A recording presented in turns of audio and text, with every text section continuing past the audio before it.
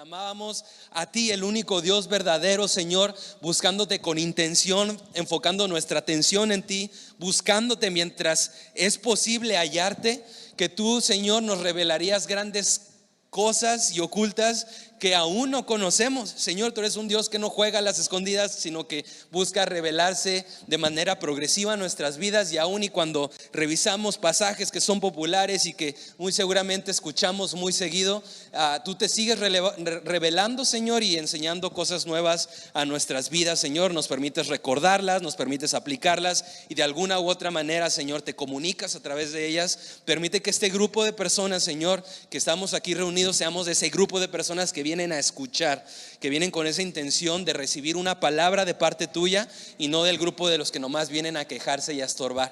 Señor, tu palabra es contundente al marcar esa diferencia, y nuestra intención es ser la del primer grupo. Te amamos, Señor, y permite que tu siervo pueda comunicar tu evangelio de forma clara y sencilla, en el nombre de tu Hijo Jesús, amén. Muy bien, puedes abrir tu Biblia en Marcos 14.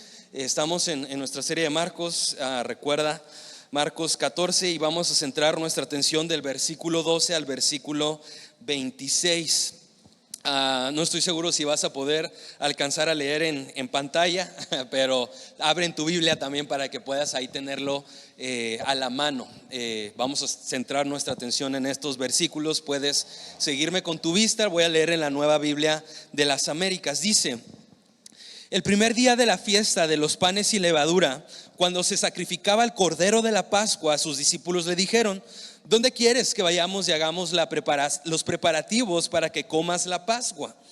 Y envió a 2 de sus discípulos y les dijo: id a la ciudad, y allí os saldrá al encuentro un hombre que lleva un cántaro de agua, seguidle. Y donde él entre, decida al dueño de la casa: el maestro dice, ¿dónde está mi habitación en la que pueda comer la Pascua con mis discípulos? Y él os mostrará un gran aposento alto, amueblado y preparado. Haced los preparativos para nosotros allí.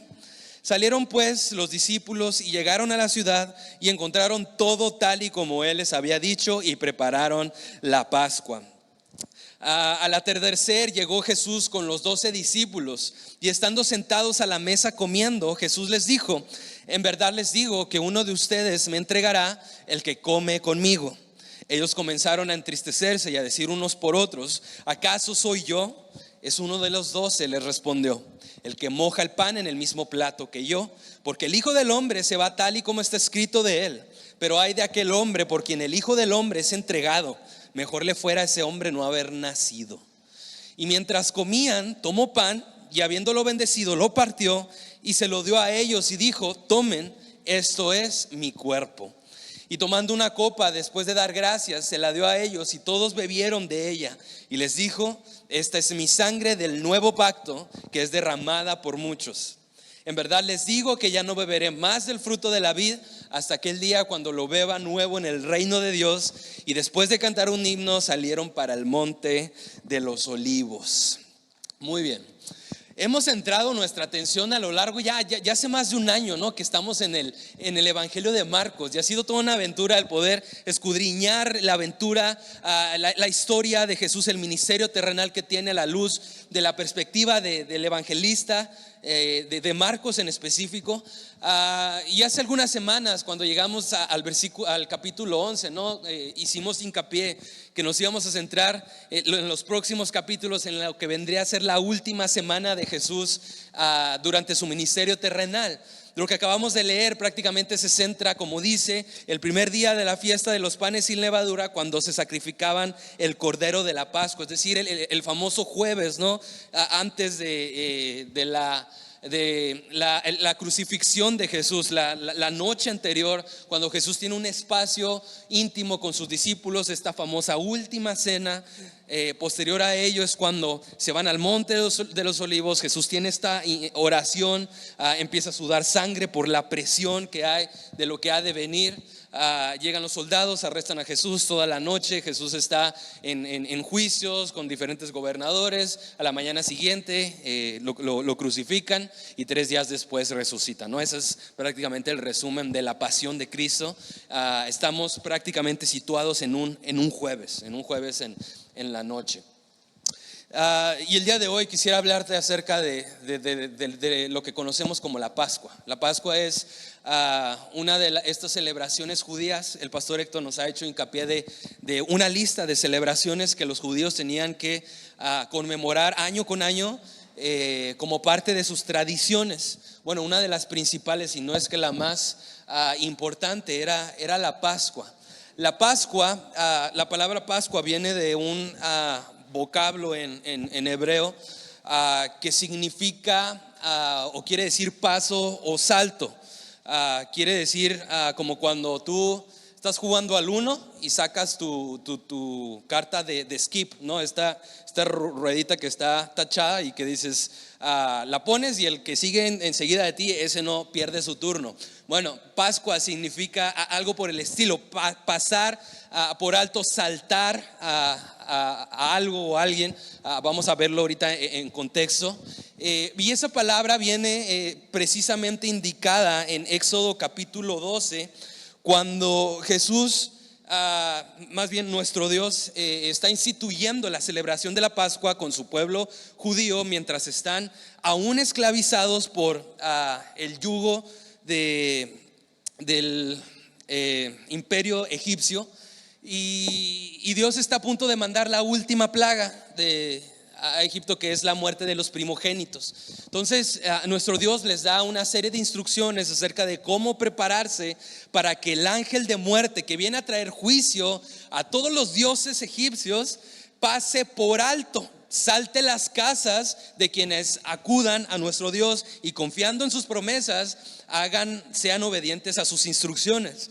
Específicamente dice Éxodo 12, a partir del versículo 11 al 14: y de esta manera lo comeréis, ceñidos vuestros lomos, las sandalias en vuestros pies y el cayado en vuestras manos. Lo comeréis apresuradamente, pues es la Pascua del Señor. ¿De qué se trataba? Se trataba de que cada familia del pueblo de Israel debía apartar de sus rebaños un cordero perfecto, sin mancha. Y ese cordero sin mancha, perfecto, como sin ninguna deformación, que prácticamente fuera el mejor de los corderos de tu rebaño, ese cordero tú lo ibas a sacrificar, ibas a untar la sangre, el derramamiento de ese sacrificio en los marcos de tu puerta, para que cuando el ángel de Jehová, que venía a emitir el juicio que la nación de Egipto merecía, esa casa fuera pasada por alto. Eso implica la Pascua. Que nuestro Señor Jesús pasó por alto la rebelión de ciertas personas, por cuanto hubo un cordero que se sacrificó como sustituto del castigo que esas personas merecían. Y posteriormente dice el versículo 12: porque esa noche pasaré por la tierra de Egipto y heriré a todo primogénito en la tierra de Egipto, tanto de hombre como de animal, y ejecutaré juicios contra todos los dioses de Egipto. Yo, el Señor, he hablado. Y la sangre os será por señal en las casas donde estéis, y cuando yo vea la sangre pasaré sobre vosotros, y ninguna plaga vendrá sobre vosotros para destruirlos cuando yo hiera la tierra de Egipto. En la Nueva Traducción Viviente dice que cuando yo vea la sangre pasaré de largo. Que cuando el ángel de Jehová llegara a las casas del pueblo de Israel y vieran los marcos de sus puertas pintados con la sangre de un cordero, el ángel de Jehová pasara de largo, pasara por alto, saltara esa casa. Eso es lo que implica Pascua, el pasar de largo. El ángel de Jehová evitó emitir el juicio divino por la naturaleza pecaminosa de la humanidad en las casas donde se sacrificó un cordero, por cuanto ya hubo un sustituto que recibió ese castigo. Y esa era la celebración que año con año los judíos tenían que llevar a cabo, recordando aquella noche en la que Dios los libró del juicio de Dios sobre los primogénitos de cada una de esas familias. Ahora, quiero darte un poco de contexto, porque Jesús está celebrando Pascua con sus discípulos. Es lo que está pasando en la última cena con sus discípulos. Van a celebrar esta conmemoración de aproximadamente hace algunos 1500 años de ese momento histórico. alguno del contexto que puedo mencionarte es que en ese entonces, como veíamos en el versículo 1 y 2, ya los principales sacerdotes y los escribas buscaban cómo prender y matar a Jesús. Y algo bien interesante y es que cuando iniciamos a estudiar el capítulo 14, veíamos que el plan original era no hacerlo durante la fiesta. ¿Por qué? Porque la gente religiosa, los fariseos y los escribas, tenían miedo de que el pueblo fuera a alborotarse.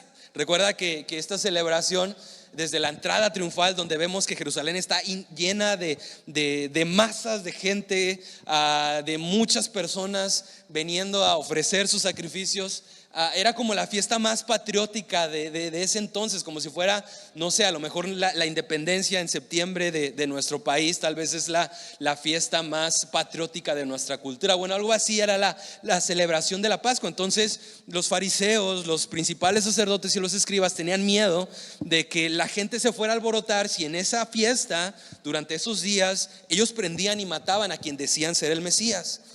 Entonces dijeron, no, está bien, vamos a matar a Jesús y nos vamos a deshacer de él, pero vamos a esperar a que la Pascua pase, a que la fiesta de los panes y levaduras pase, hasta que a que la gente se regrese a sus hogares y Jerusalén vuelva a su estado de normalidad con la gente que es de ahí nomás. Sin embargo, ¿qué es lo que cambia? Cambia el hecho, como lo vimos la semana pasada, que el pastor Héctor nos hablaba acerca de la traición de Judas, que Judas llega a un punto en el que reconoce que Jesús ya no le sirve para sus propios intereses, que sabe que es mejor apostar a su ambición que serle fiel a su maestro. Y dice el versículo 11 de Marcos 14 que desde ese entonces Judas buscó cómo entregar a Jesús en el momento oportuno. Y obviamente, pues los principales sacerdotes y los escribas que habían propuesto arrestar y matar a Jesús, o sea, después de la fiesta, dijeron, no vamos a desaprovechar esta oportunidad. Tenemos a uno de los 12 de nuestro lado, tenemos a esta persona que está dispuesto a traicionar a su maestro. No podemos desaprovechar esta oportunidad independientemente de que lo arrestemos en esos días. ¿Qué nos dice esto, iglesia? Que aún y cuando los caminos que se propone el hombre al inicio pueden ser unos u otros, al final la última palabra es de nuestro Señor Jesús. Y a pesar de que la intención era matar y aprender a Jesús, días después la soberanía de Dios se mantuvo en control, de tal manera que los personajes en juego provocaron que Jesús fuera crucificado durante la fiesta de la Pascua.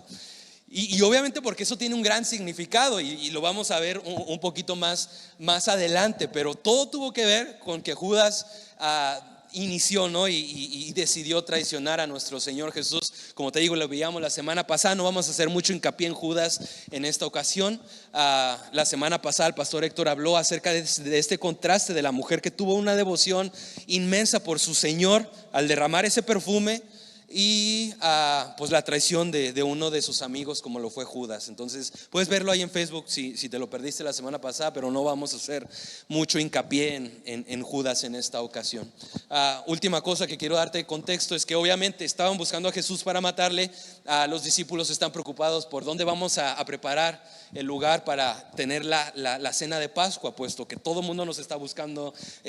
Somos el movimiento de Jesús es famoso.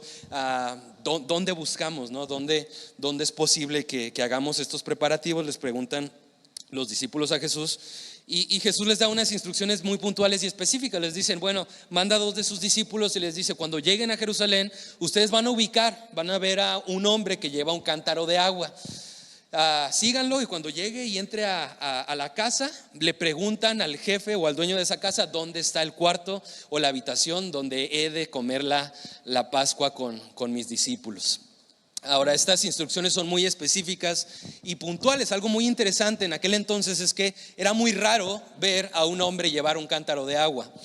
Normalmente los que llevan cántaros de agua eran las mujeres. Entonces iba a ser muy sencillo que al llegar los discípulos a Jerusalén pudieran ubicar a un hombre llevando un cántaro de agua. No iba a ser una tarea complicada o difícil, puesto que no sé, imaginen varios hombres que llevaban cántaros de agua, pues ¿a quién seguimos? No, iba a ser una tarea sencilla, puesto que no era común que los hombres llevaran cántaros de agua. Entonces sucedió tal y como Jesús les dijo, y tarde que temprano Jesús llega a donde él tenía planeado llegar para tener esta última cena con sus amigos, con sus discípulos. ¿Qué nos habla otra vez, iglesia, acerca de esto, de estos primeros versículos del 12 al 16? Pues que nuestro Dios está en control.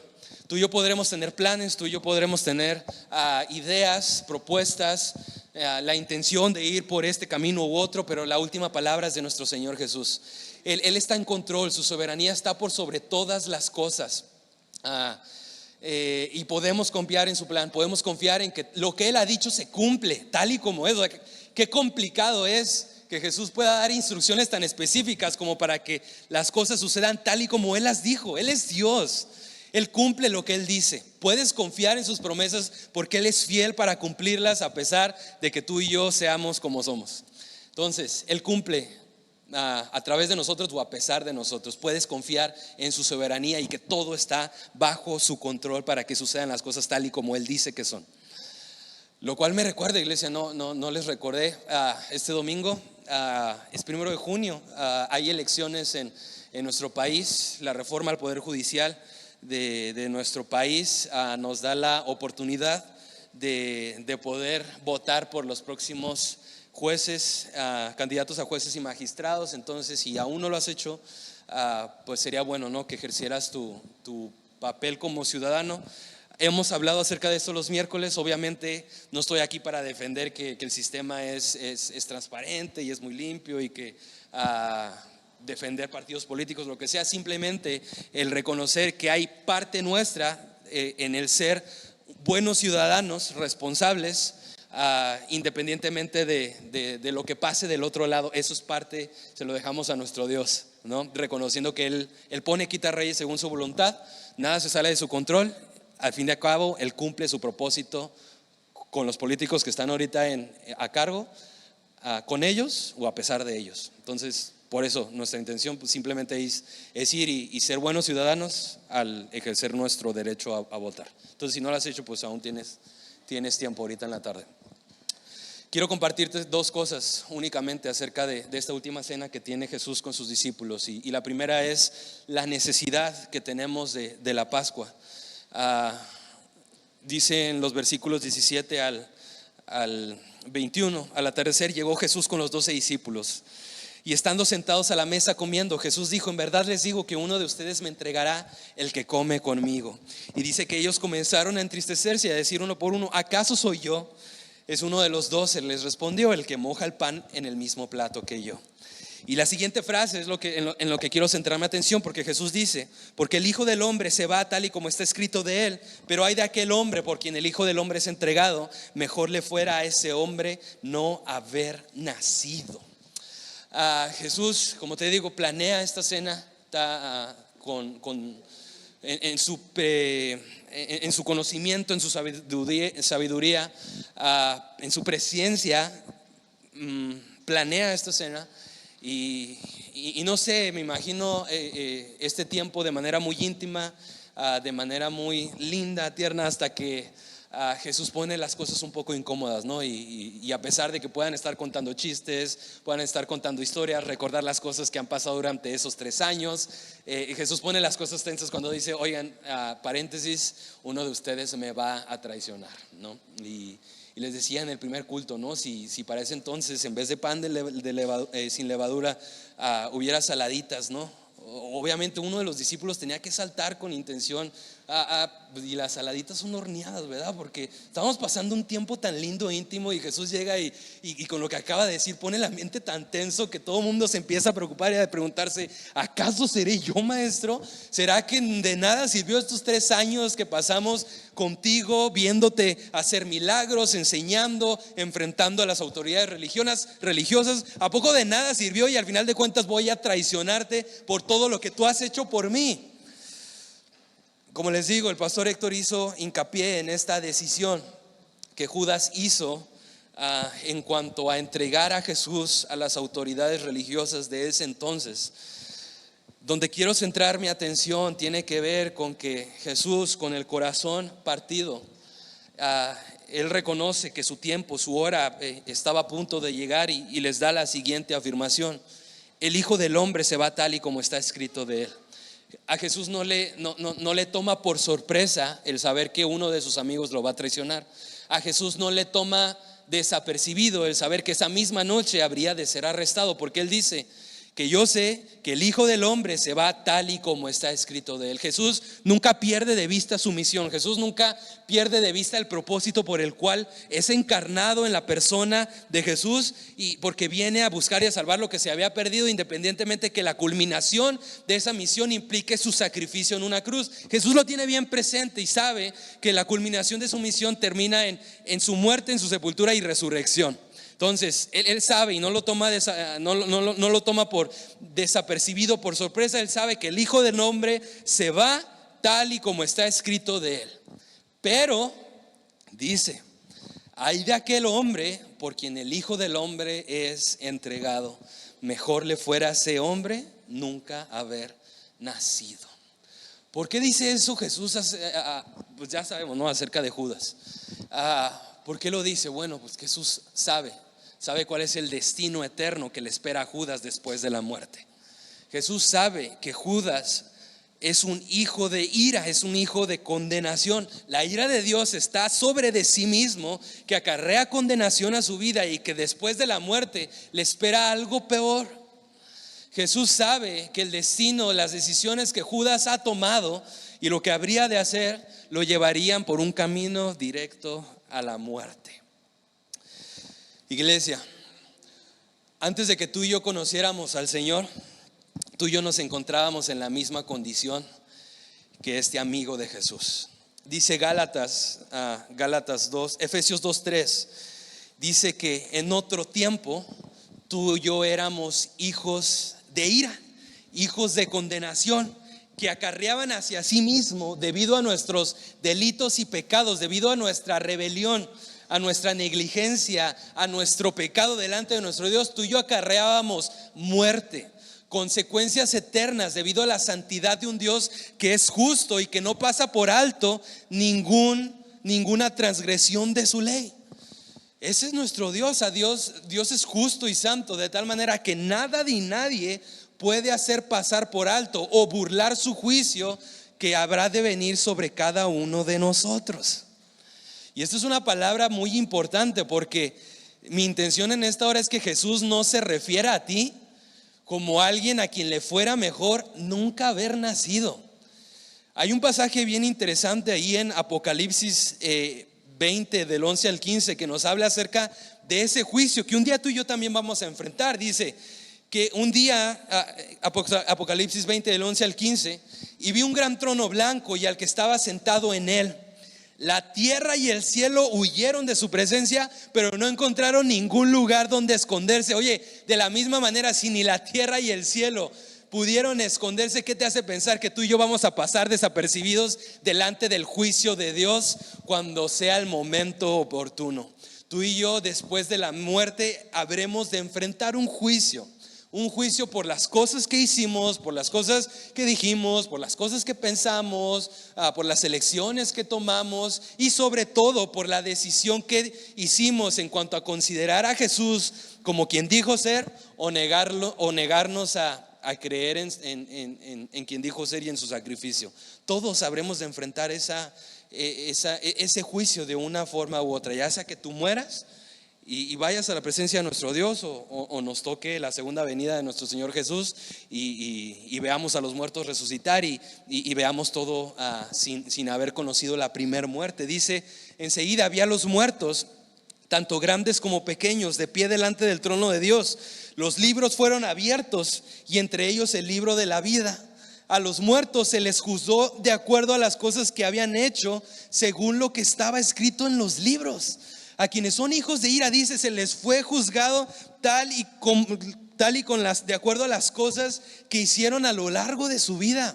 Iglesia, estar vivos es una gran responsabilidad. Si después de morir no hay un juicio, créeme que esta vida, como lo dice uno de los pastores a los que comúnmente escucha tu servidor, dice: esta vida es una broma muy pesada. Si después de esta vida no hay consecuencias por las cosas que tú hiciste o no hiciste, créeme que esta vida es un chiste. Realmente lo que hagas o no hagas importa nada. Sin embargo, por cuanto sabemos que hay un juicio después de esta vida es una gran responsabilidad, porque todo lo que hagas, o todo lo que no hagas, todo lo que dices, todo lo que no digas, todo lo que pienses, todas las elecciones y decisiones que tomes son registradas y no pasan desapercibidas delante de un Dios que todo lo ve y que tarde que temprano te mandará a rendir cuentas, no por tu familia, no por otras personas, sino por ti mismo. Hijos que están aquí, no tengan la confianza de que si tus papás son cristianos, eso significa que tú tienes la salvación asegurada. Jesús va a pedir cuentas delante de ti de manera personal. Esposos, esposas, no crean que también delante de ese juicio vas a tener a tu cónyuge a un lado tratando de dar apelaciones delante del juicio, tratando de defenderte delante del Rey de Reyes. No, el juicio va a ser por cuenta propia para cada uno de nosotros, y cada uno va a rendir cuentas de lo que hizo durante toda esta vida. Dice que el mar entregó sus muertos, y la muerte y la tumba también entregaron sus muertos, y todos fueron juzgados según lo que habían hecho. Finalmente dice, y que todo el que no tenía su nombre registrado en el libro de la vida fue lanzado al lago de fuego. Entre ellos, pues Judas, ¿no? Por eso Jesús habla acerca de este discípulo como mejor le hubiera a este hombre nunca haber nacido. ¿Cuál es la aplicación? No, pues para esta afirmación que hace Jesús sobre Judas, pues que tú y yo no seamos esos, ¿no? En otros tiempos dice la Biblia que tú y yo éramos hijos de ira y acarreábamos la misma condenación que Judas. Sin embargo, eso simplemente denotó nuestra necesidad de la Pascua, de que Dios proveyera junto con el juicio un escape que provocara que el juicio de Dios pasara por alto o pasara de largo de nuestras vidas. Por ejemplo, cuando Dios mandó el diluvio que acabó con toda la humanidad en la superficie de la tierra, nuestro Dios también proveyó un arca, porque nuestro Dios juntamente con el juicio provee una herramienta, un medio de escape, un medio de salvación para todo aquel que quiera creer y confiar en su nombre. De la misma manera, la Pascua simplemente denota nuestra necesidad de que Dios provea algo a alguien para que la muerte, el juicio de Dios, así como pasó de largo en las casas de las familias de Israel cuando vino el ángel de muerte y asesinó a todos los primogénitos de las familias egipcias, de la misma manera que cuando venga el juicio de Dios sobre las naciones, tú y yo pasemos de largo, desapercibimos, pasemos delante del juicio de Dios, no porque lo merezcamos o no porque seamos mejores que otros, simplemente porque hubo un sustituto, hubo un cordero que tomó el castigo sobre de sí mismo y nos dio la oportunidad de ser justificados y reconciliados con el Padre. Esa es nuestra necesidad. Necesitamos la Pascua con urgencia, necesitamos ese medio de salvación, por cuanto por nuestra propia cuenta tú y yo estamos fritos. No podemos hacer mucho, en realidad no podemos hacer nada. Y es ahí cuando Jesús le da este sentido a la primer Pascua, le da el sentido glorioso en su persona cuando hablas acerca de instituir una nueva Pascua, que es la segunda cosa que quisiera compartirte el día de hoy. Dice los versículos 22 al 26 que pues continuaron comiendo, ¿no?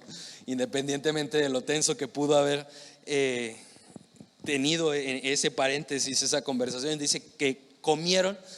Y entonces mientras comían, tomó pan y habiéndolo bendecido, lo partió, se lo dio a ellos y les dijo: tomen, esto es mi cuerpo. Y tomando una copa, después de dar gracias, se la dio a ellos y todos bebieron de ella, y les dijo: esto es mi sangre del nuevo pacto, que es derramada por muchos. En verdad les digo que ya no beberé más del fruto de la vida hasta aquel día cuando lo beba de nuevo en el reino de Dios. Vamos a separar estas palabras que Jesús da, vamos a separarla en dos. Primero Jesús les dice: tomen, esto es esto es mi cuerpo. La cena de la Pascua es en realidad una fiesta de los judíos que denotaba un guión muy específico, un ritual muy detallado que en las familias de los judíos debía llevarse a cabo en orden y forma. Había cierto guión en el que quien presidía la cena debía hablar, quienes estaban ahí debían responder. Todo el mundo conocía cuál era el ritual, cómo se tenía que llevar a cabo en orden y en forma. Sin embargo, Jesús toma ese guión y lo hace a un lado y le da un nuevo significado, le da una nueva forma y lo adjudica a sí mismo de una manera muy, muy personal. Por ejemplo, cuando tomaban el pan, quien estaba presidiendo la cena y tomaba el pan y lo partía, decía algo como: este pan sin levadura nos recuerda la aflicción,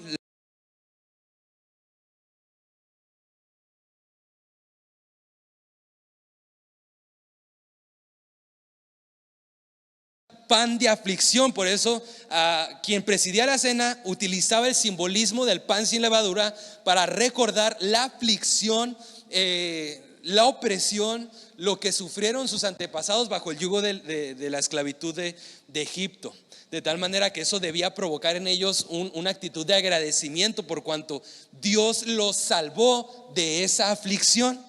Dios los salvó de esa opresión, de esa esclavitud. Eso simbolizaba el partir el pan y el repartirlo entre quienes estaban ahí alrededor de la mesa.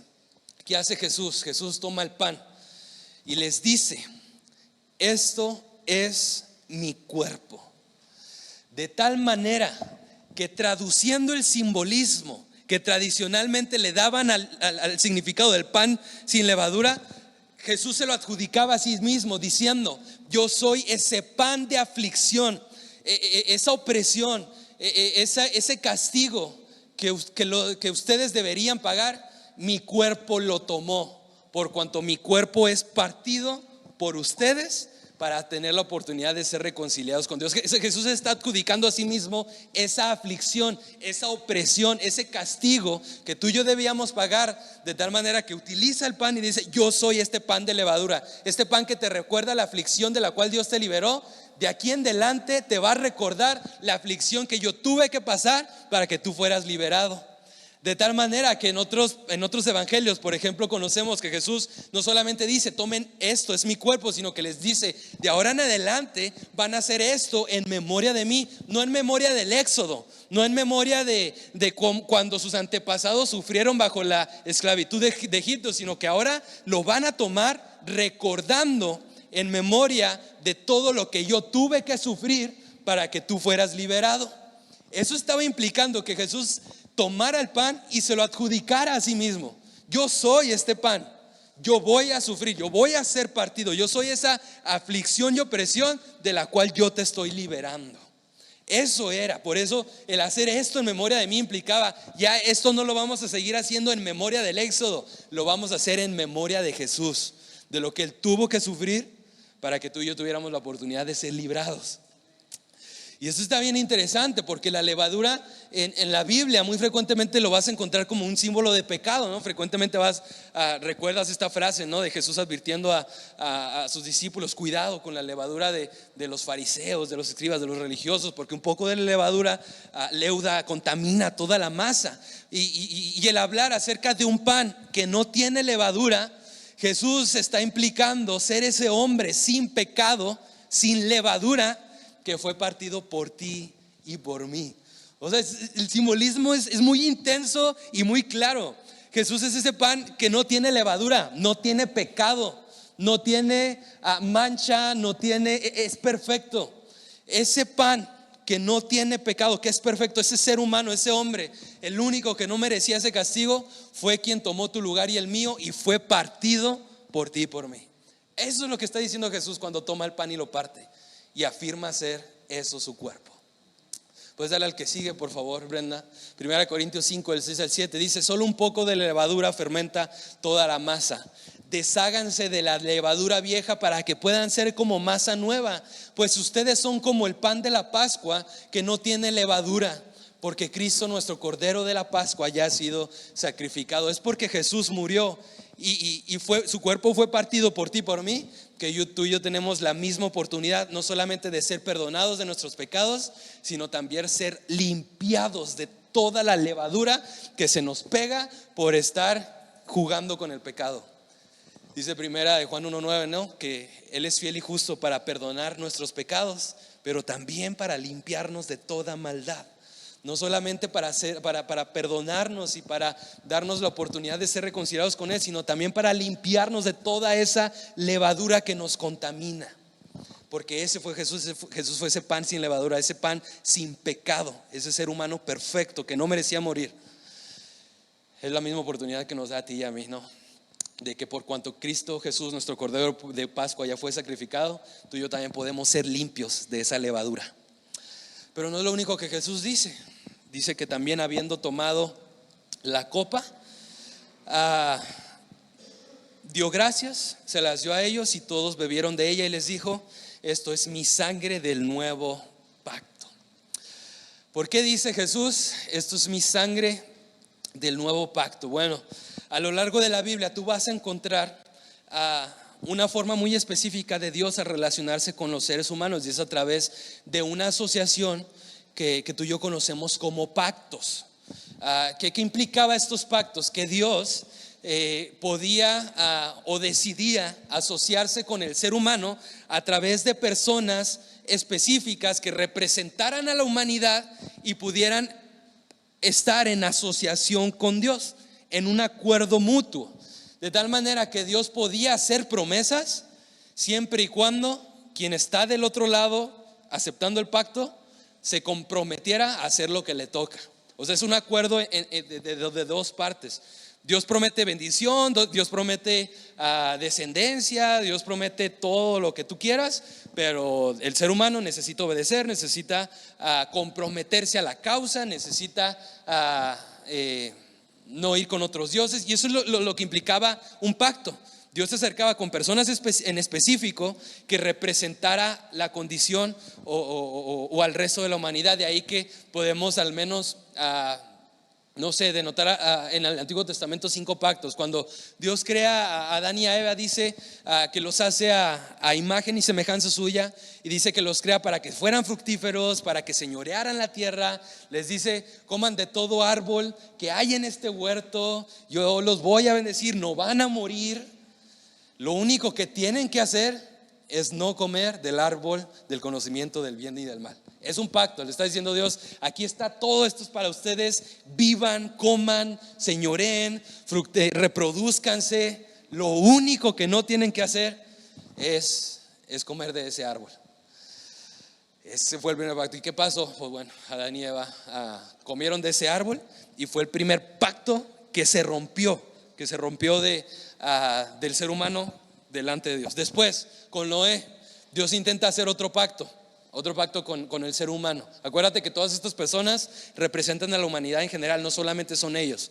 Con Noé, después del diluvio, Dios le dice a Noé: te prometo y hago un pacto contigo, no voy a volver a eliminar al ser humano de la faz de la tierra con un diluvio, y tendrás por señal de este pacto un arco iris.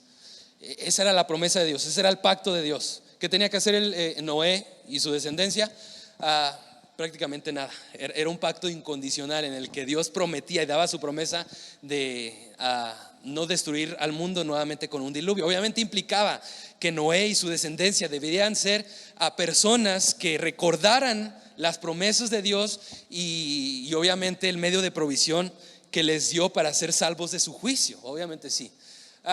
Después, con Abraham, en Génesis 17, Dios le promete a Abraham, hace un pacto con él, le promete tener descendencia tan grande que no va a poder contarla, como las estrellas del cielo, los granos de arena en el mar.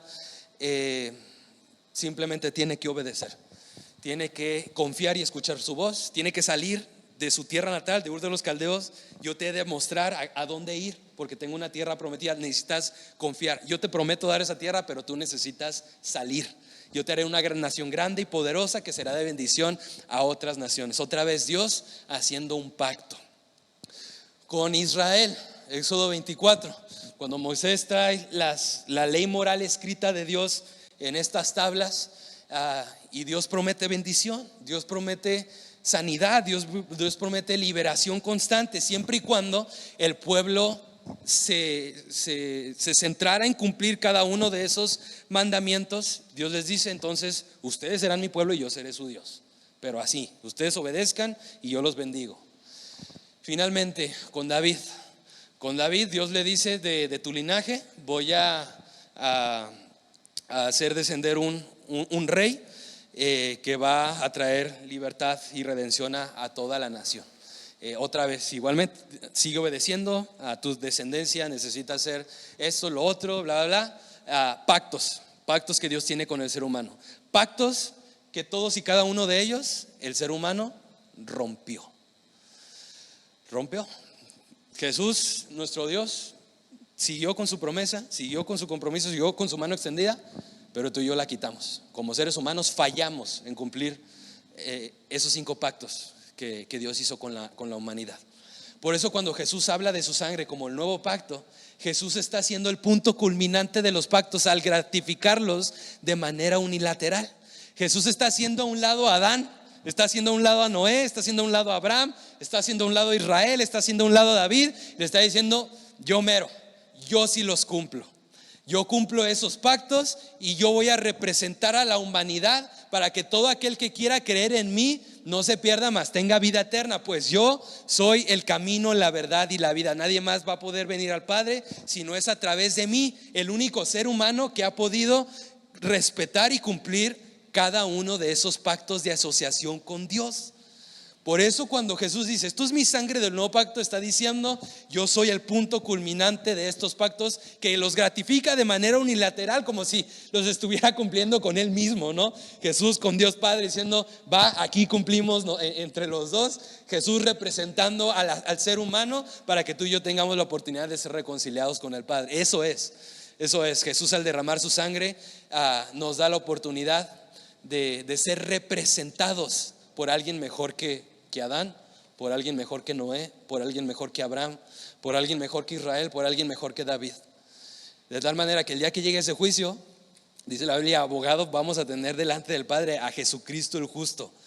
Un abogado que sí cumplió con los pactos y que presentará defensa delante de nosotros, no porque no seamos acreedores del juicio tal y como el resto de la humanidad, sino porque somos representados por alguien al que sí le fue adjudicado el castigo y que al mismo tiempo cumplió con cada una de las cosas que yo no pude cumplir. Ese fue Jesús, por eso derramó su sangre. Y dice que es derramada por muchos, no por todos. ¿Por qué? Pues porque obviamente Jesús entiende y sabe de que a pesar de que su deseo es que todos procedan al arrepentimiento, pues no todos lo hacen, ¿no? Por eso es derramada por muchos. Puedes darle a la que sigue, por favor. Hay una última frase que Jesús dice cuando dice: en verdad les digo que ya no beberé más del fruto de la vida hasta aquel día cuando lo beba nuevo en el reino de Dios. Y esto es muy interesante porque, como te digo, la cena de la Pascua era algo muy metódico. Había instrucciones detalladas y pasos detallados acerca de qué hacer primero, qué hacer después, cómo empezar, cómo finalizar, qué hacer en medio, qué decir, qué no decir, qué responder. Y una de los simbolismos que había dentro de la cena es que había 4 copas de vino. Estas 4 copas, los maestros judíos las utilizaban como simbolismo a una de las promesas que Dios da a su pueblo cuando les dice que los va a librar de la esclavitud de la opresión de Egipto. Está en Éxodo 6 versículos del 6 al 7. Tú vas a notar 4 verbos distintos, que es como si hiciera alusión a 4 tareas específicas que Dios va a hacer en cuanto a la liberación de su pueblo. Dice: por tanto, dile a los israelitas: yo soy el Señor. Número 1, los sacaré de debajo de las cargas de los egipcios. Número 2, los libraré de su esclavitud. Número 3, los redimiré con brazo extendido y con grandes juicios. Y número 4, los tomaré a ustedes por pueblo mío y yo seré su Dios. ¿Ok? 4 verbos distintos. Obviamente no nos alcanza el tiempo como para poder describir el significado de todas las copas. Lo único que quiero hacer alusión el día de hoy es que los eruditos, los estudiosos acerca de este pasaje hablan de que Jesús, cuando alzó la copa, estaba alzando la tercera copa. Ya habían pasado 2.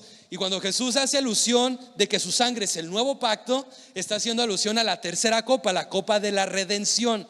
Obviamente tú y yo conocemos por qué, porque Jesús habría de sacrificarse como ese cordero pascual para que su sangre nos limpiara a ti de nuestros pecados, nos santificara y nos reconciliara con nuestro Dios. Pero aquí está lo interesante: Jesús toma la tercera copa y después de haber tomado esa tercera copa dice: de cierto les digo que ya no voy a tomar vino. Ya.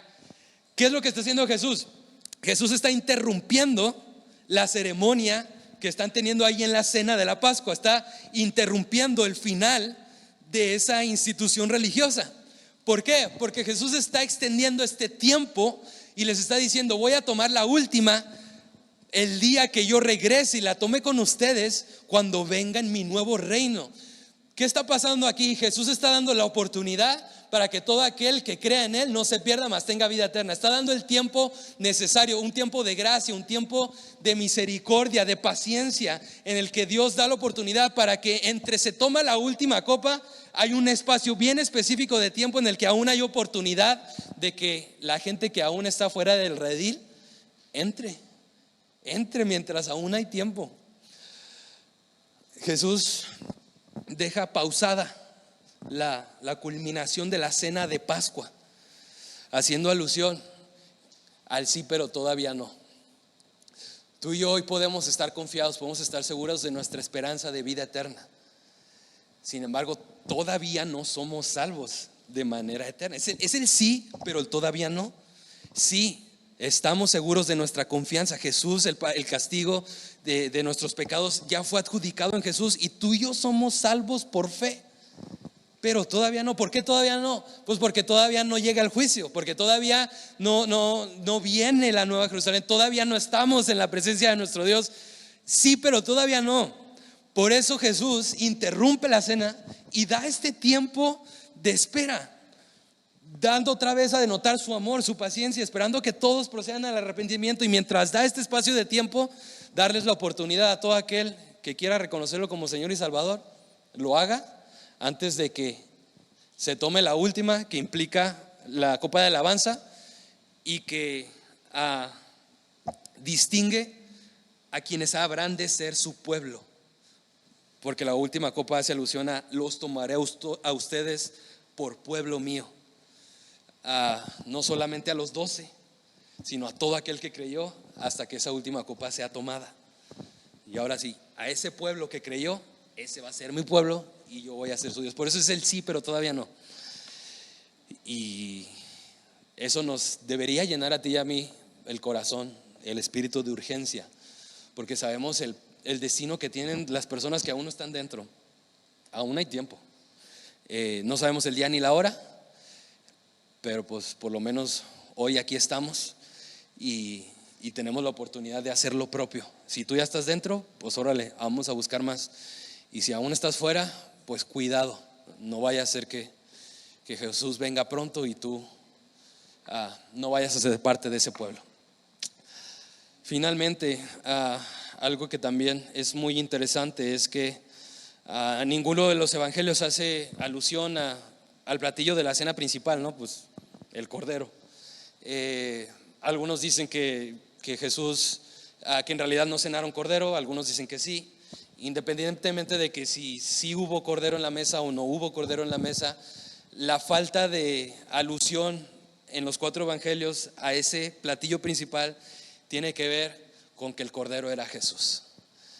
El cordero pascual en esa cena de Pascua, de ese momento histórico, era Jesús. De ahí que tú y yo podemos reconocer y recordar las palabras de Juan el Bautista, ¿no?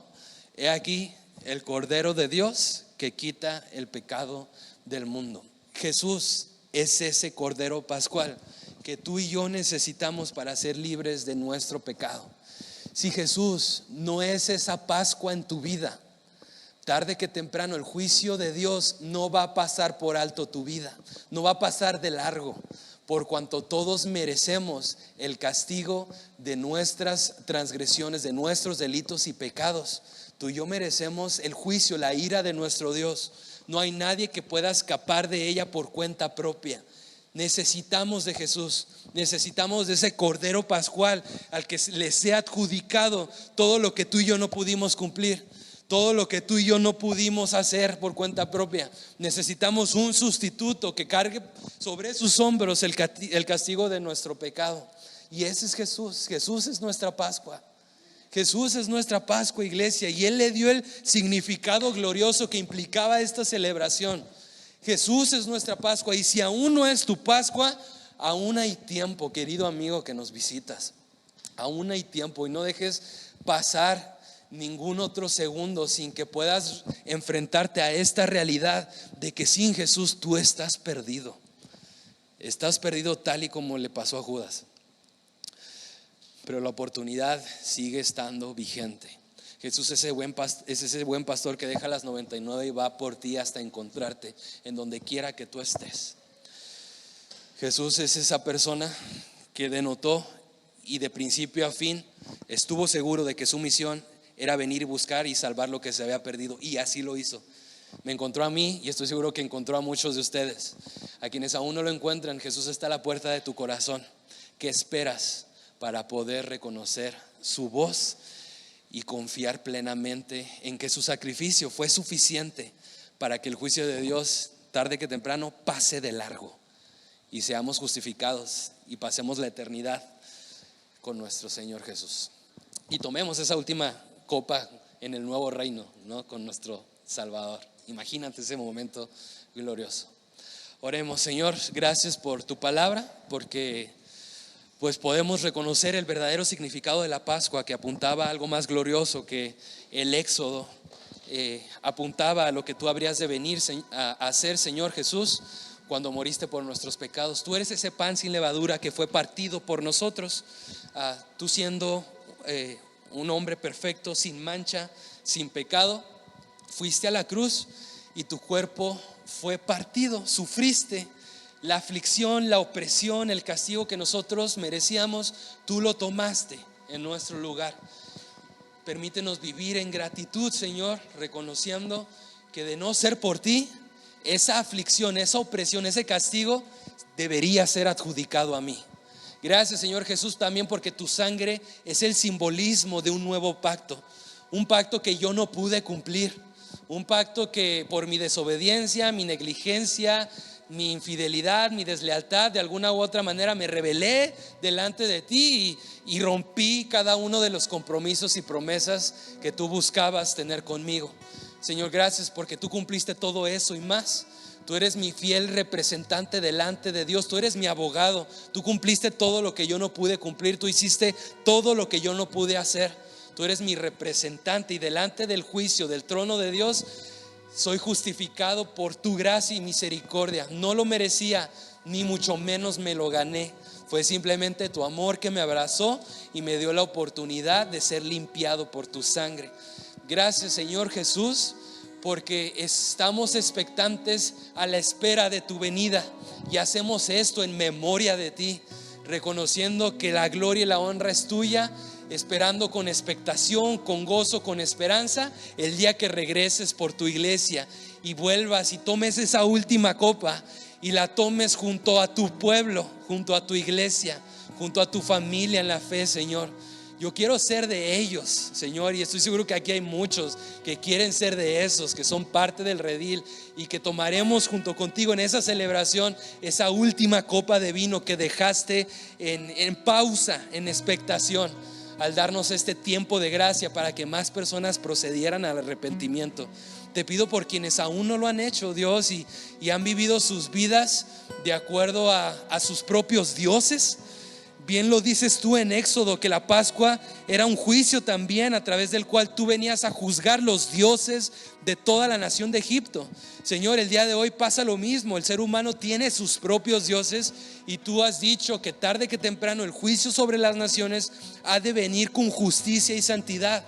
Señor, si hay alguien aquí que aún está siendo idolatrado o idolatra ciertas cosas, se deja llevar por las voces de otros pastores, sabiendo que somos como ovejas, y quiere reconocer que no hay esperanza nada más que en tu sacrificio en la cruz, Señor, dale esa seguridad, ese convencimiento de pecado, permítele proceder al arrepentimiento y que pueda confiar en ti. Señor, que el sacrificio que hiciste en la cruz es suficiente para perdonarnos y limpiarnos de toda maldad. De aquí en adelante nuestra misión es proclamar tu nombre y dar esa buena noticia a todo aquel que aún no cree en ti. Da en nosotros ese sentido de urgencia mientras aún hay tiempo, Señor. Todo esto te lo pido en el nombre de tu Hijo Jesús. Amén.